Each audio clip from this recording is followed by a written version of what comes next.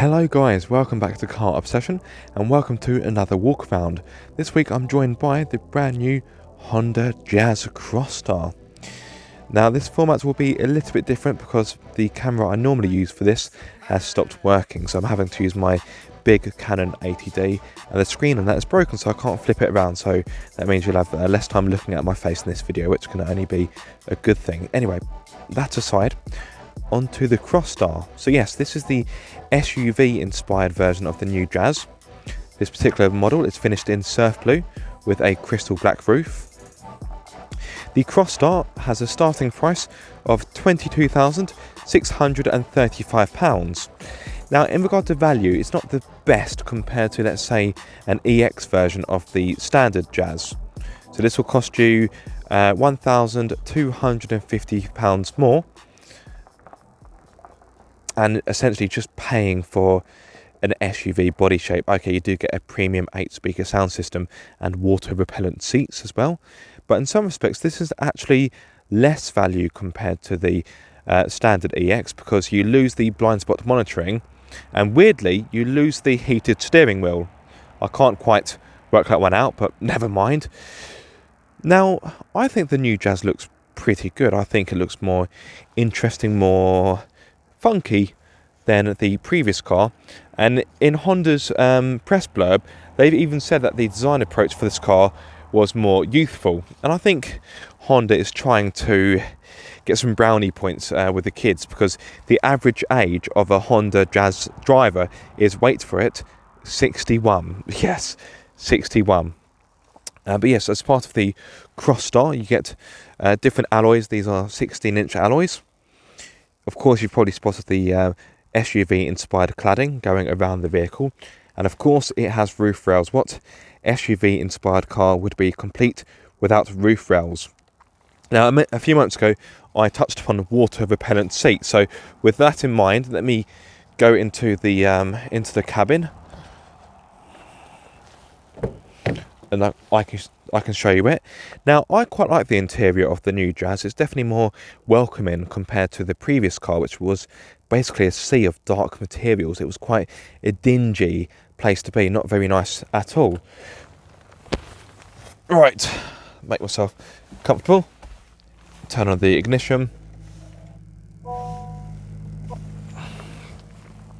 Oh yes, the water repellent seats. So yes, if I move the press spec sheet out of the way. So yes, these seats are water repellent, and I think the idea is if you're, I don't know, a surfer or someone that's quite outdoorsy, or I don't know, someone who does kayaking or canoeing, and you get in, you may be a little bit wet, you won't have to worry about the fabric getting ruined or anything like that. So I do have a bottle of water over there. I can demonstrate. So wait for it. There we are, look at that. So if you are an older person and you have a bladder malfunction, don't worry, Honda has thought of you. Right, let's just rub it into the seat a little bit. I will get a cloth and mop it up in a few moments. Now let's talk about the specification. So I've mentioned the seats, of course. Also as standard, you get a yes, it is a 9-inch touchscreen. Sorry, I doubted myself for a few moments. A 9-inch touchscreen, which thankfully has an improved version of the Honda Connect system, which is welcome, because the last system was rubbish, if I'm going to be honest. So as standard, you get Bluetooth, DAB radio, smartphone connectivity, and navigation provided by Garmin. You'll also get a 7-inch digital display. And in regard to other features, so you get the 8-speaker sound system I mentioned earlier. Let me close the door. You have front and rear parking sensors, as well as a reversing camera. So if I pop it into reverse, hopefully you can see the reversing camera. The clarity isn't the greatest, if I'm going to be honest, but it should be enough to stop you bumping into things. I've also got climate control, heated front seats, but I don't get a heated steering wheel like I would do in the standard car. Well, the EX version of the standard car, but I do have climate control, as you can see there. Let's pop it back into park. I've got 2 USB ports. Let's get them into focus. 2 USB ports and a 12-volt socket. Of course, I have front and rear electric windows.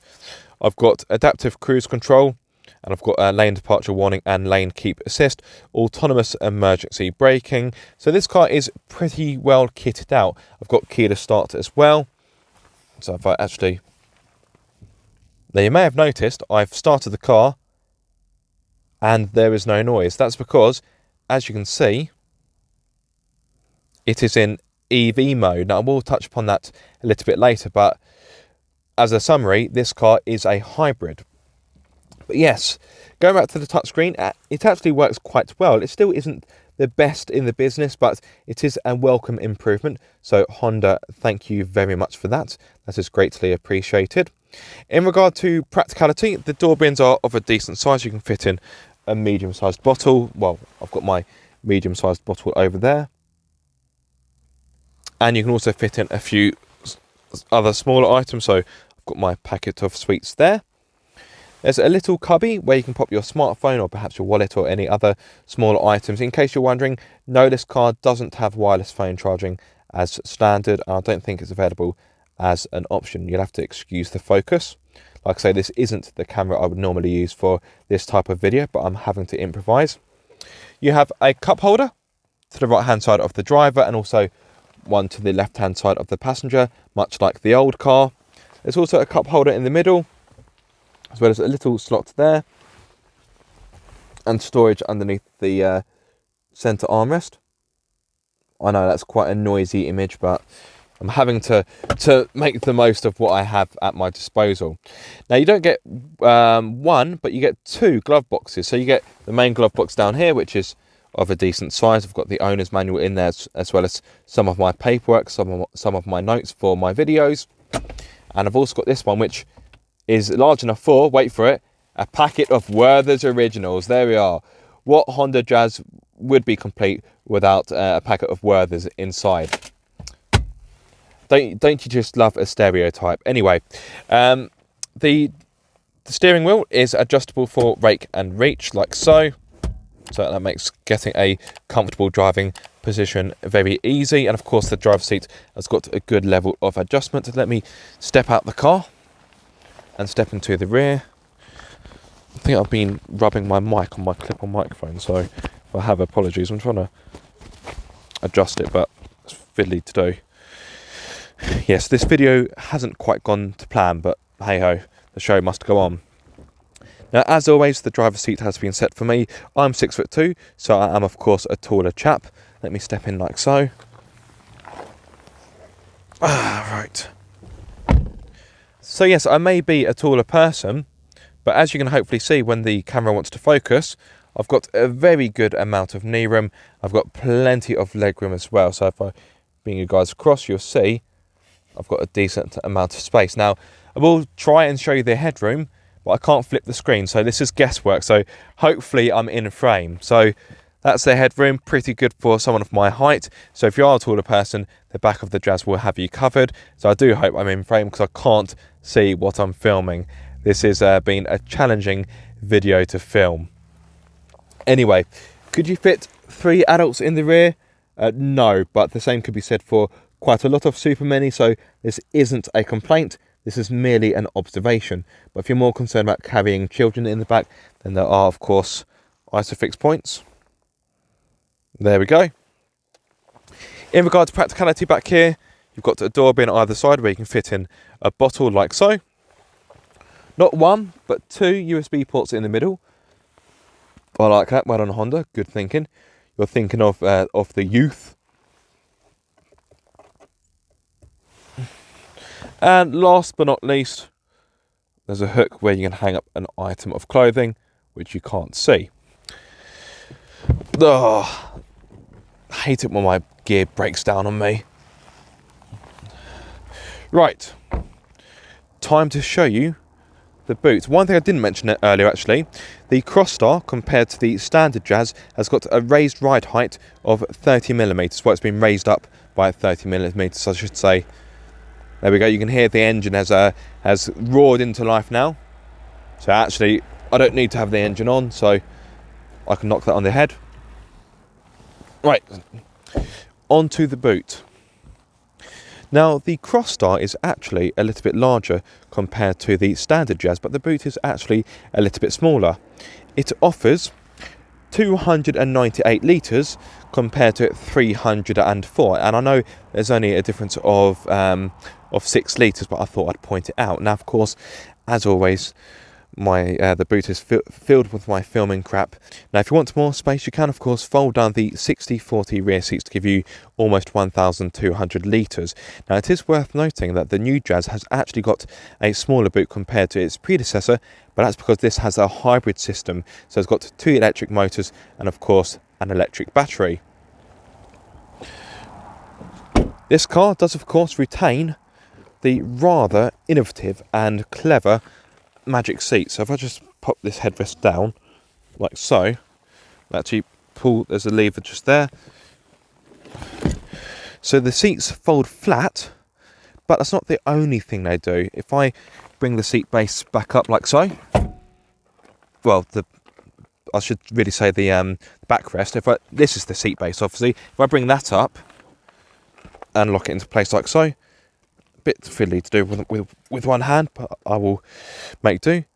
So you can actually fold the seats up so you can transport taller items, and you can also have there's also a long mode and a refresh mode, which I will dump in as B-roll so you can see that, and then just drop it back into place like so. Okie dokie, onto the powertrain. Just open the bonnet like so. Now, as I touched upon a few moments ago, the new Jazz is hybrid. So that comment sounds interesting. Oh, motorbike. So I thought I had a car spot then. Right, let me just pop the bonnet up. So what you are looking at is a 1.5 litre naturally aspirated petrol engine. And like I say, it is a hybrid. It is backed up by 2 electric motors. The system as a whole produces 109 horsepower, which is modest to say the least, but the torque is more generous because you get 253 newton meters of it. If you prefer it in pound-feet, I will drop in a subtitle below. Now, of course, you guys won't be too concerned about performance. This is a Honda Jazz after all, but let me give you some stats anyway. So this car will hit 62 miles per hour in 9.9 seconds, and the top speed is 109 miles per hour. What I'm sure you are concerned about is, of course, fuel economy.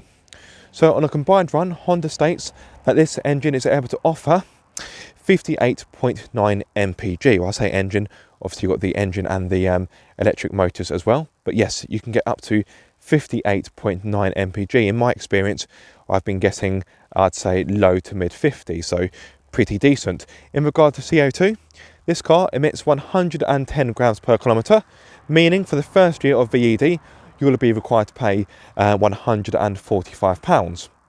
Now, for those of you that are wondering about insurance, this car sits in insurance group 19, which is a little bit more compared to the Ford Fiesta Active, a comparable car. Now, what about finance? If you want to have this on finance, well, you can have this on a PCP deal for £259 per month over 36 months, and that's putting down a 20% deposit with an APR of 5.9%. So yes, guys, what do you think of the new Honda Jazz Crosstar? Personally, I think it's kind of a pointless model, but that's merely my opinion. But I'd love to get your thoughts. If you have any questions, guys, please don't hesitate to drop in the comment section below. But yes, there we are, the brand new Honda Jazz. And speaking of Jazzes, there's the old one over there. Well, I say the old one, that's the Mark II, I think, if I'm not mistaken. But yes, that's not the last Jazz, that's the one before. Although I may be mistaken, because I think two generations of Jazz look pretty similar. But anyway, let's pop the bonnet down. Let's conclude this video.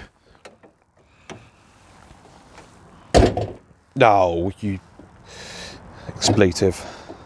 This bonnet's really annoying. There we go. So there we go, guys. The brand new Honda Jazz. There will of course be a review coming, maybe a point of view video coming. I'm not too sure. It depends how I do for time, because yes, today hasn't really gone to plan. But yes, thank you so much for watching this video. I do hope you have enjoyed it. If so, be sure to like, comment and subscribe. If you are subscribed, don't forget to click the bell every time I make a video so you get notified. But until the next time, guys, be sure to keep up the car obsession.